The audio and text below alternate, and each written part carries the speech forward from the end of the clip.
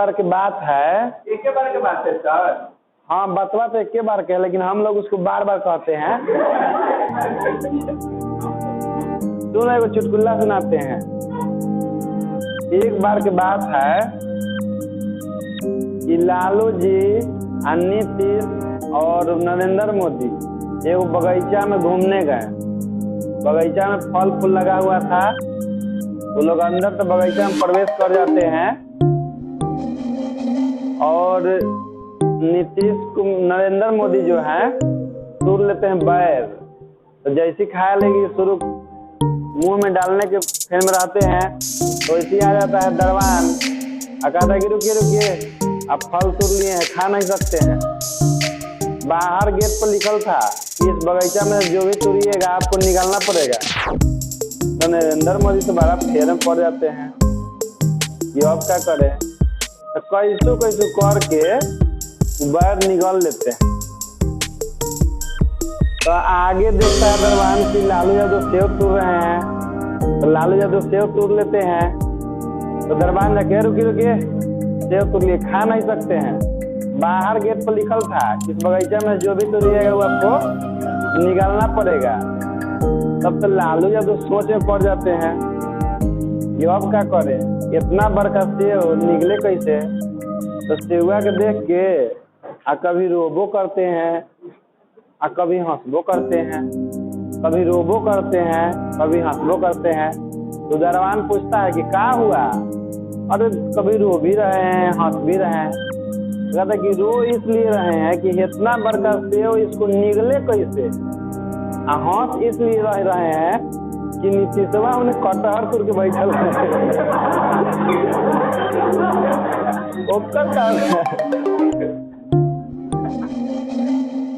देखो, विद्युत रासायनिक सेल तो हो गया, अब उससे जुड़ा हुआ कुछ नोट है, तो सब कोई नोट लिखेगा। नोट नंबर 1 लिखिए। नोट किया जाए। नोट 1, डेनियल सेल में जिंक की छड़ को, नोट नंबर 1 लिखिए। डेनियल सेल में जिंक की छड़ को एनोड, जिंक की छड़ को एनोड, अब ब्रैकेटवा माइनस लिख लीजिएगा एनोड के बगल में। जिंक की छड़ को एनोड तथा कॉपर की छड़ को कैथोड, तथा कॉपर की छड़ को कैथोड ब्रैकेट में प्लस के रूप में प्रयोग किया जाता है, के रूप में प्रयोग किया जाता है।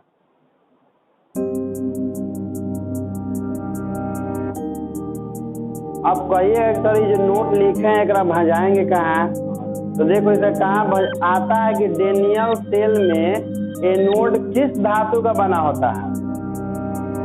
तो एनोड कौन धातु से बना है, आप कैथोड किस धातु से बना है, तो ये बना लेना है। अब नोट 2 लिखिए।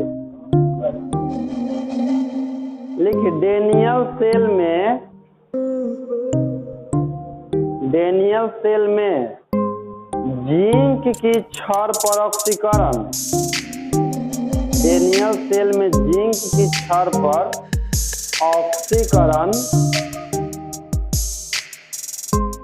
और कॉपर की छड़ पर अवकरण होता है, और कॉपर की छड़ पर अवकरण होता है।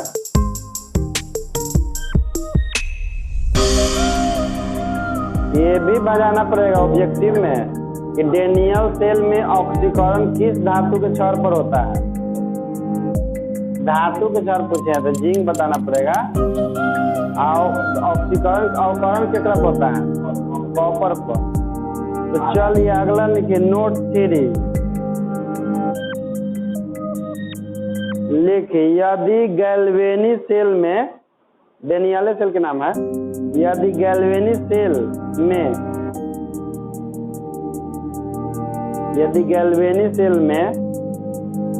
एक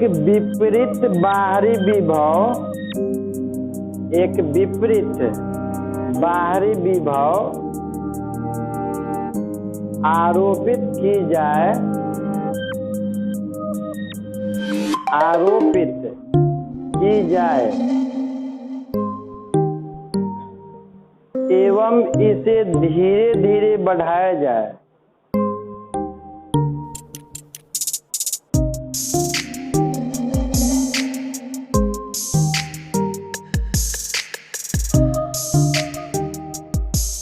एवं इसे धीरे धीरे बढ़ाया जाए तो अभिक्रिया तब तक चलती रहती है, तो अभिक्रिया तब तक चलती रहती है,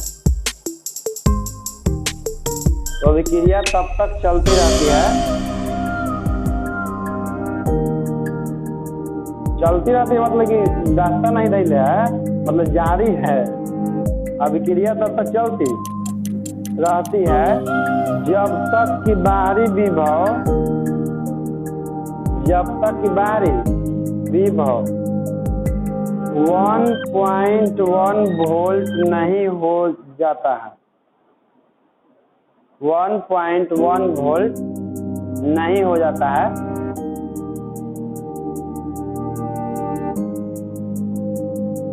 हो जाता है और इस स्थिति में अभिक्रिया पूर्णतः रुक जाती है, और इस स्थिति में अभिक्रिया पूर्णतः रुक जाती है।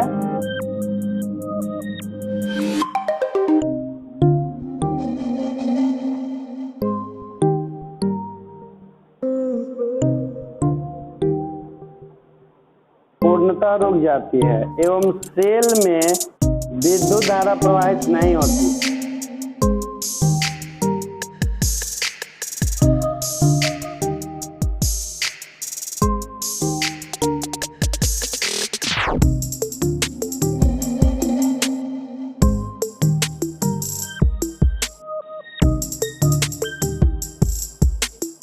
देखिए क्या बताएं कि गैल्वेनी सेल में बाहरी विभव आरोपित करते हैं ना, और विभव के मान को धीरे धीरे बढ़ाते हैं, इसमें अभिक्रिया जारी रहता है, लेकिन जैसे विभव 1.1 हो जाता है तब अभिक्रिया रुक जाता है। चलिए अगला नोट लिखिए, नोट नंबर 4, 7 गो नोट है, 10 गो लिखा देंगे तो 10 के नोट हो जाएगा। लिखिए, जब Zn2 प्लस, जब Zn2 प्लस तथा Cu2 प्लस, जब Zn2 प्लस तथा Cu2 प्लस आयनों की सांद्रता, आयनों की सांद्रता, सांद्रता एक इकाई, एक इकाई ब्रैकेट में लिख लीजिएगा 1 मोल डेसीमीटर, डेसीमीटर/3 ब्रैकेट बंद। जब Zn2 प्लस और Cu2 प्लस आयनों की सांद्रता एक इकाई ब्रैकेट में 1 मोल डेसीमीटर/3 ब्रैकेट बंद होती है तो इसका विद्युतीय विभव, तो इसका विद्युतीय विभव 1.1 वोल्ट होती है।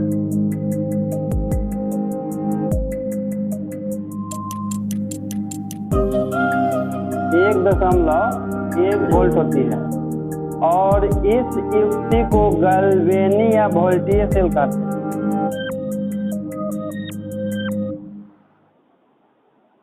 और इस युक्ति को गैल्वेनी या वोल्टीय सेल कहते हैं। गैल्वेनी या वोल्टीय सेल कहते हैं।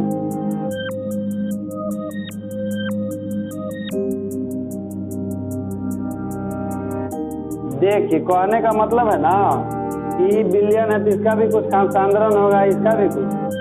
जब दोनों का सांद्रण एक इकाई होता है तो उस स्थिति में जो पूरा सेल है ना, इसका विभव जो होता है 1.1 वोल्ट होता है।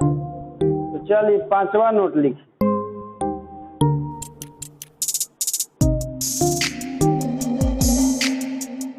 नोट नंबर 5 है कि जब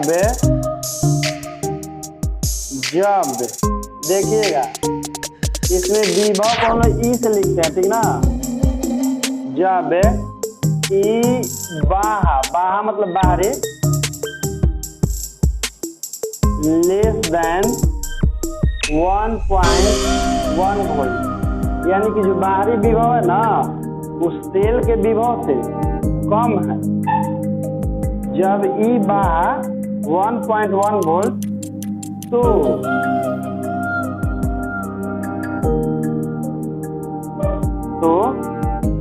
यानी कि बाहरी विभव जो कितनी है उस सेल के विभव से कम है।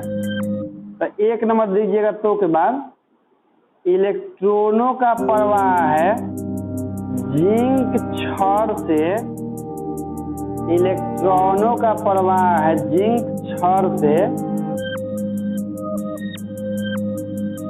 कॉपर छड़ की ओर होता है। जिंक छड़ से कॉपर छड़ की ओर होता है।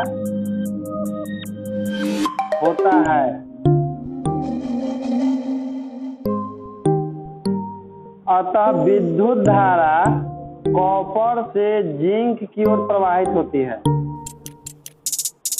अतः विद्युत धारा कॉपर से जिंक की ओर प्रवाहित होती है।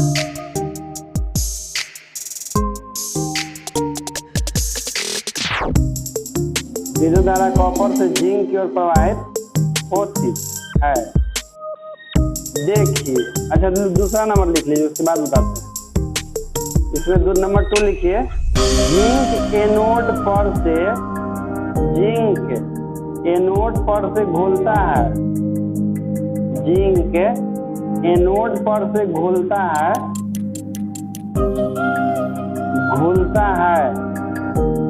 तथा कॉपर कैथोड पर जमा होता है।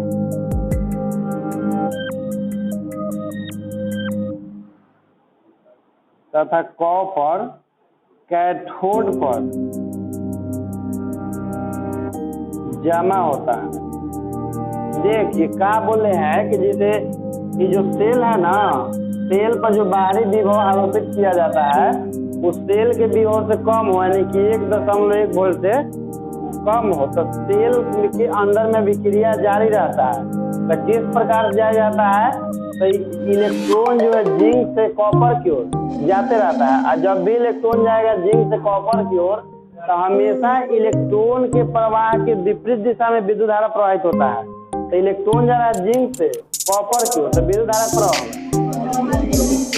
और जब तक इलेक्ट्रॉन जा रहा है तो समझिए कि जिंक का घुले वाला काम जारी है और कॉपर का जमा होने वाला काम, ठीक। कब जब बाहरी विभव कम होता है, अब मान लीजिए कि दोनों बाहरी विभव भी 1.1 वोल्ट हो जाए, आंतरिक विभव 1.1, तो उस स्थिति में विक्रिया रुक जाता है, कोई विक्रिया नहीं होता है। लेकिन बाहरी विभव हो जाए 2 वोल्ट तो विक्रिया उल्टा दिशा में होने लगता है, यानी कि इलेक्ट्रॉन इधर से आना शुरू होता है विद्युत धारा। तो लिखिए अगला नोट 6 नंबर। जब ई बाहा मतलब ई बाहरी बराबर 1.1 वोल्ट, जब ई बाहा मतलब एक्सटर्नल होता है, कहीं कहीं देखने से लिखा रहता है, जब ई बाहा बराबर 1.1 वोल्ट तो के बाद 1 नंबर लिखिए। इलेक्ट्रॉन अथवा विद्युत धारा का कोई प्रवाह नहीं होता है। 1 नंबर में इलेक्ट्रॉन अथवा विद्युत धारा का कोई प्रवाह नहीं होता, कोई प्रवाह नहीं होता है।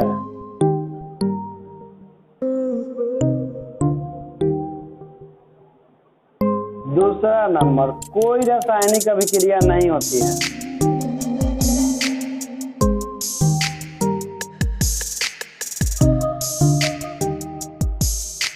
कोई रासायनिक अभिक्रिया नहीं होती है।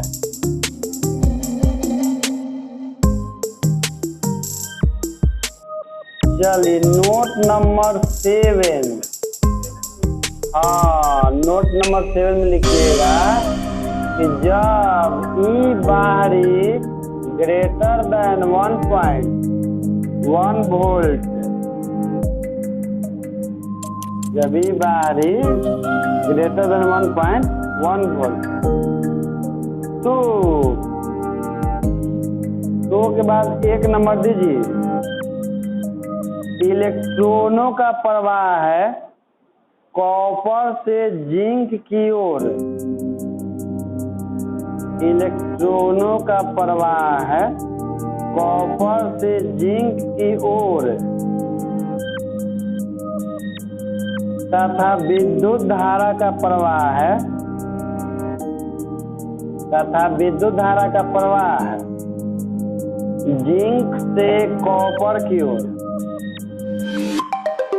जिंक से कॉपर की ओर। दूसरा लिखिए, जिंक Zn इलेक्ट्रोड पर जमा होता है। जिंक Zn इलेक्ट्रोड पर जमा होता है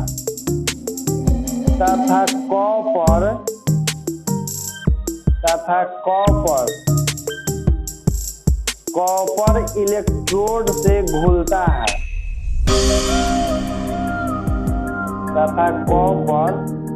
कॉपर इलेक्ट्रोड से घुलता है। समझ लीजिए, यानी कि जब बाहरी विभव 1.1 वोल्ट ज्यादा हो जाता है तो ये आपकी कॉपर घुलने लगता है और ए पर से इलेक्ट्रॉन केकरा पे जाता है, तो उस समय विद्युत धारा का प्रवाह कैसे होता है? जिंक से कॉपर की ओर, ठीक ना। तो आज के लिए इतना ही।